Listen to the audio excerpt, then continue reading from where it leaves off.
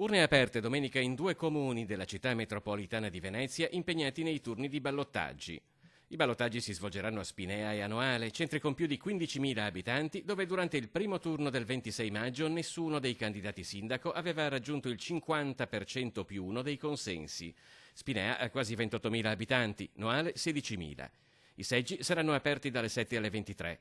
Hanno diritto al voto per il ballottaggio gli stessi elettori iscritti nelle liste elettorali del 26 maggio, anche se nel frattempo hanno cambiato la residenza.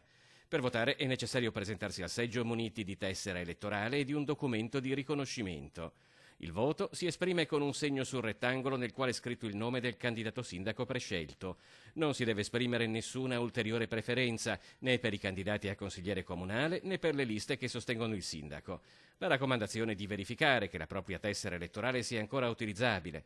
Non abbia cioè esaurito tutti i 18 spazi destinati al timbro del seggio che attesta l'avvenuta espressione del voto. In caso contrario si può richiedere il rinnovo all'ufficio elettorale che sia a Spinea che a Noale rimarrà aperto con lo stesso orario di apertura dei seggi.